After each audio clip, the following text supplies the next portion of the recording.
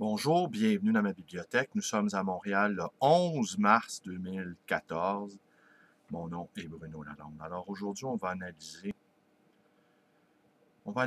du mieux que nous pouvons avec les facultés dont nous disposons, c'est-à-dire maigre. Cette citation que ce client et ami, professeur de linguistique à l'Université de Montréal, m'a offert hier lors d'un échange distingué entre érudits. Je vous en prie. Et cette citation-là, dont nous ne savons pas si elle est exacte, nous ignorons également sa provenance.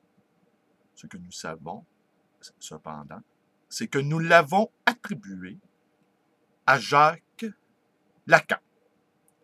Et la citation est la suivante. L'important n'est pas de comprendre, mais de lire.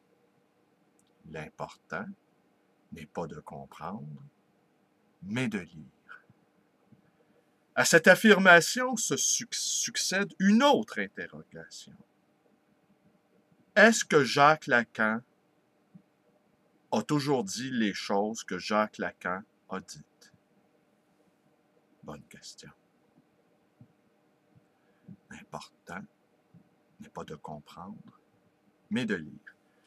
Alors cet ami me disait qu'il avait lu dernièrement un livre sur la musique d'Adorno et qu'il en avait compris la moitié.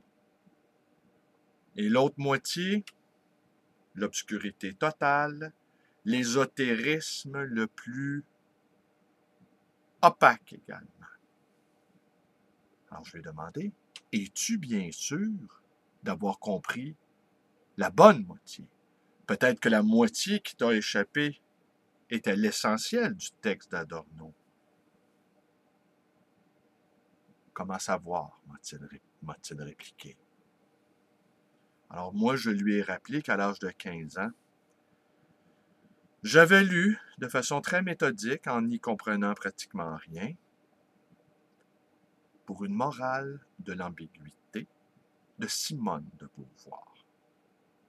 Alors lui m'a répliqué que ça n'avait pas d'importance que nous n'y comprenions quelque chose ou pas, car l'essentiel n'est pas de comprendre, mais de lire.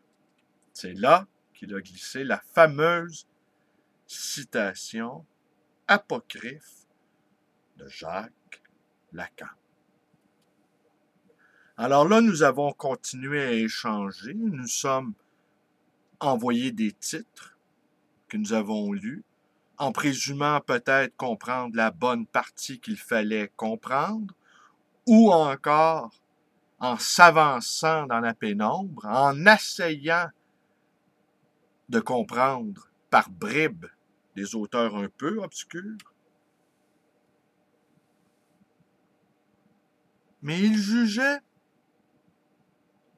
que malgré cet exercice périlleux, non, je ne vous répéterai pas la citation de Lacan, mais il jugeait que cet exercice périlleux avait quand même un effet sur notre esprit, que cela déposait des petites traces, des petits germes, qui finiraient par éclore et produire soudainement du sens dans un moment, parfois, tout à fait inopportun. Par exemple, en pleine classe, une citation d'Adorno, jaillissant comme ça sur le tableau noir.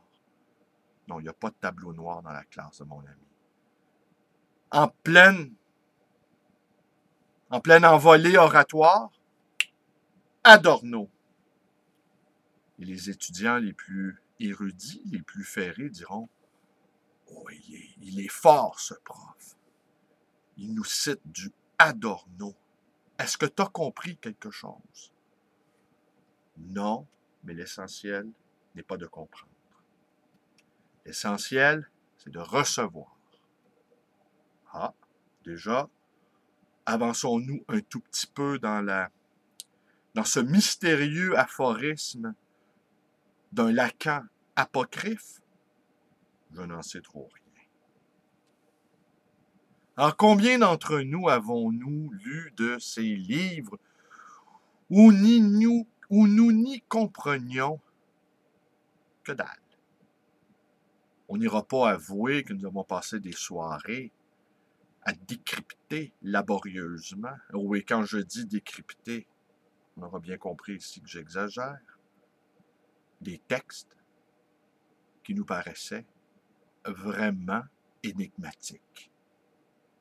Alors donc, on va se mettre à l'étude de Lacan en ayant bien présent à l'esprit cette citation que peut-être mon ami a tout simplement inventée. Peut-être que mon ami est rendu à ce point où il s'invente des citations de Lacan pour épater la galerie, pour m'épater moi-même. Peut-être est-ce possible. Alors je nous invite tous à nous inventer des citations de Jacques Lacan et n'hésitons pas à les balancer au visage de nos amis. Soyez créatifs. Lacan mérite bien cela. Je vous remercie d'être avec moi. Portez-vous bien. Bonne journée. Vous connaissez la suite? Vous ne la connaissez pas? On va dire que vous ne la connaissez pas. Ma chaîne. Ma librairie, d'occasion et d'ancien, le livre voyageur. Mon numéro de téléphone, 514-736-0999. Et quoi d'autre? Ma page Facebook. Et comme le disait Lacan, l'effet tuyau de poêle, comment vas-tu? Toi la matelas. Ça, c'était tiré du cocon masqué. Bonne journée.